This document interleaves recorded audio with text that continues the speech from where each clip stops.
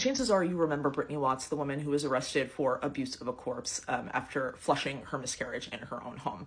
Basically, she had gone to a hospital to seek treatment because she was losing her pregnancy.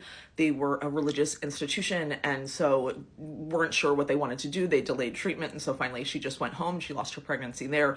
And then when she went back to the hospital to get care for bleeding and hemorrhaging, the nurse called 911 and like made up this story about like there's a baby in a bucket in her house, right? It was just a horrible. Thankfully, the grand jury declined to indict her, in large part because there was this public outrage once her story hit mainstream outlets. But before it had hit mainstream outlets, before I covered it, before other people who know something about pregnancy criminalization covered it, the local media stories were so horrible, were so sensationalized. There were headlines like, Ohio woman, tries to shove her baby down the toilet, kills newborn by trying to put it in the toilet, like really, really horrible stuff.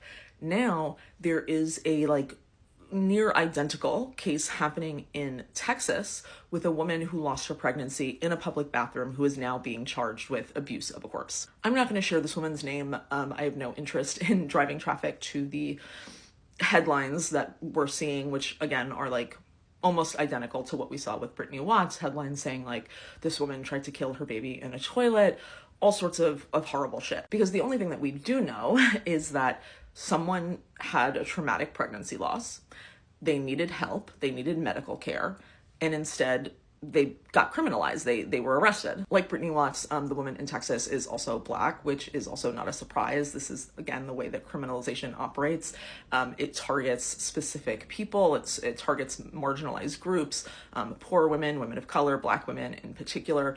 And so what we're seeing is a very familiar story that keeps happening again and again. Thankfully, I know that at least one of the groups that works on this issue, works on pregnancy criminalization, is aware of this case. And so I believe that people are trying to help.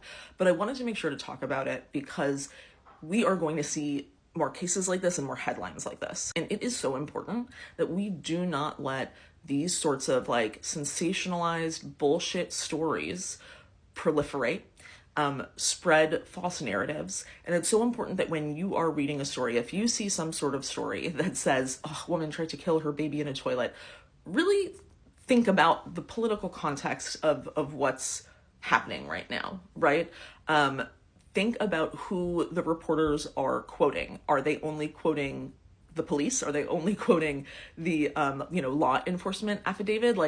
You cannot trust that. You cannot take what police say at face value. And again, we are going to see more cases like this. And Republicans think that if they are targeting the most marginalized among us, if they are targeting people who are unhoused, if they are targeting Black women, they think that the vast majority of voters won't care. They think that people will turn away. It is so important that we're proving them wrong.